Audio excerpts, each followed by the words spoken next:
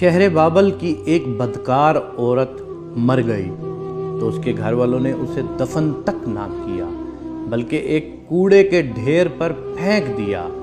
حضرت موسیٰ جب کوہ طور پر اللہ تعالیٰ سے باتیں کرنے کے لیے گئے تو اللہ تعالیٰ نے فرمایا کہ اے موسیٰ، باقی باتیں بعد میں ہوں گی، پہلے جاؤ، میری ایک کنیز کی لاش کوڑے پر پڑی ہے، اسے غسل دلاؤ اور عزت کے ساتھ دفناؤ۔ حضرت موسیٰ کوہ طور سے واپس آئے اور بابل شہر میں داخل ہوئے۔ تلاش کرتے کرتے ایک جگہ دیکھا کہ کوڑے پر ایک لاش پڑی ہے اور اس کے ارد گرد 4 کتے رکھوالی کر رہے ہیں تاکہ کوئی درندہ لاش کو پامال نہ کر سکے۔ حضرت موسیٰ نے اس کے گھر کا پتہ پوچھا اور ان سے کہا کہ لاش کو اٹھانے میں میری مدد کرو۔ عورت کے گھر والوں نے کہا کہ ہم اس لاش کے قریب بھی نہیں جائیں گے۔ یہ ایک بدکار عورت تھی جس نے اپنی ساری زندگی بدکاری میں گزار دی تھی۔ پورے شہر میں سب لاش کو اٹھانے سے انکار کر رہے تھے۔ حضرت موسیٰ اپنے بھائی حضرت ہارون کے پاس گئے اور کہا کہ لاش اٹھانے میں میری مدد کرو۔ دونوں نبیوں نے لاش کو اٹھایا۔ پھر جب غسل دینے کی باری آئی تو شہر کی کوئی عورت بھی اس کو غسل دینے کے لیے تیار نہیں تھی۔ یہ دیکھتے ہوئے حضرت موسیٰ اپنی زوجہ اور بہن کو حکم دیا کہ اس عورت کو غسل دو۔ غسل کے بعد اپنے بھائی حضرت ہارون کی مدد سے اس عورت کو دفن کیا۔ دفنانے کے بعد جیسے ہی آپ واپس آ رہے تھے تو شہر والے لوگ آپ کے سامنے آ گئے۔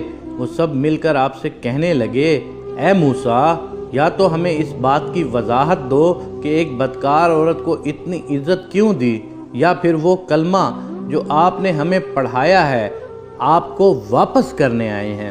حضرت موسیٰ نے لوگوں سے فرمایا، اے شہر کے لوگوں، جو حکم اللہ نے دیا میں نے اس حکم کی تعمیل کر دی۔ ہاں، اگلی بار جب میں کوہ طور پہ گیا تو تم سب کو تمہارے اس سوال کا جواب مل جائے گا۔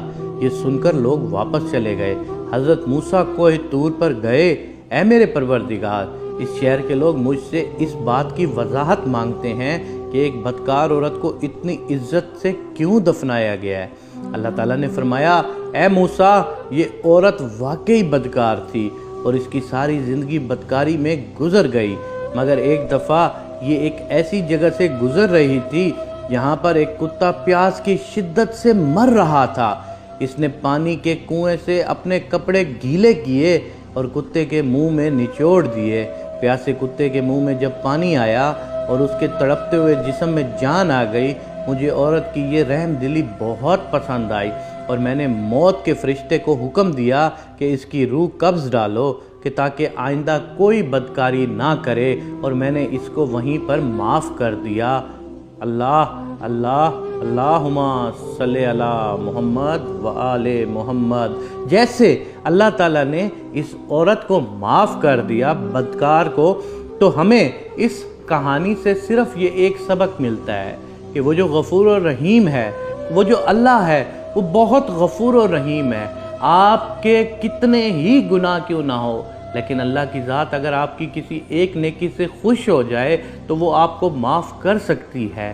کبھی بھی اپنے گناہوں کے بوجھ کی وجہ سے نیکی کرنا ترک مت کرو۔ کیا پتہ آپ کی ایک چھوٹی سی نیکی اللہ کو پسند آ جائے اور وہ آپ کے سارے گناہ معاف فرما دے۔